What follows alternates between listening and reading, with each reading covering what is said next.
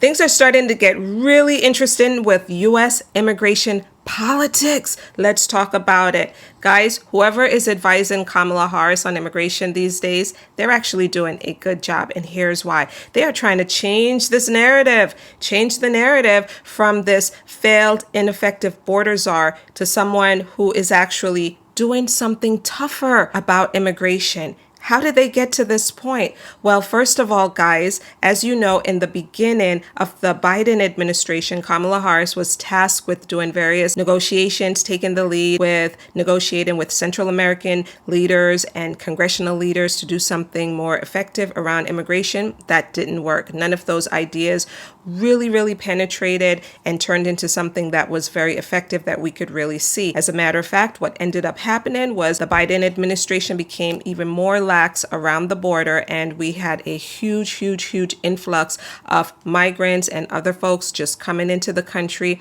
until the Senate started negotiating a bipartisan border bill. And then Donald Trump made that call to his allies and said, you guys need to stop this because I want to be the one to claim a victory about immigration. So you need to pause on this bipartisan efforts. And certainly his colleagues in the House and the Senate, they said, okay, we will do so. And then Biden stepped up and created a border security policy executive action that is actually working.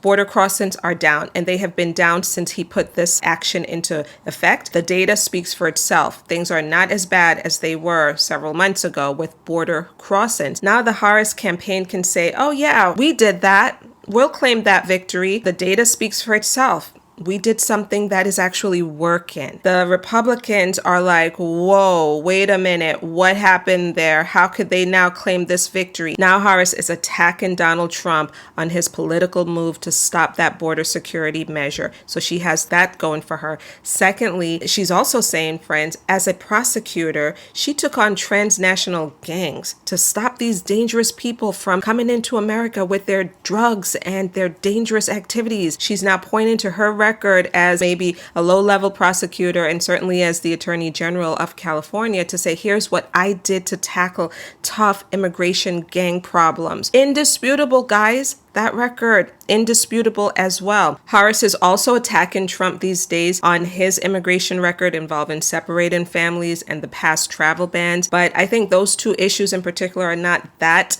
significant for regular voters. Regular voters, I think, are concerned more so about border crossings and how those border crossings are impacting their communities and their ability to get jobs, impacting their communities. So what does that leave Trump with these days as far as immigration is concerned? Well, certainly he could double down on his mass deportation ideas and the fact that he is going to continue building that border wall. But those issues, guys, are really solid with his MAGA base. The 11% who he needs at this point, who supported Nikki Haley, plus some others who were on the fence, those folks are no longer supporting him. So he's facing a very significant political problem right now, even with immigration, which should have been his easy key issue to win this election. What do you guys think?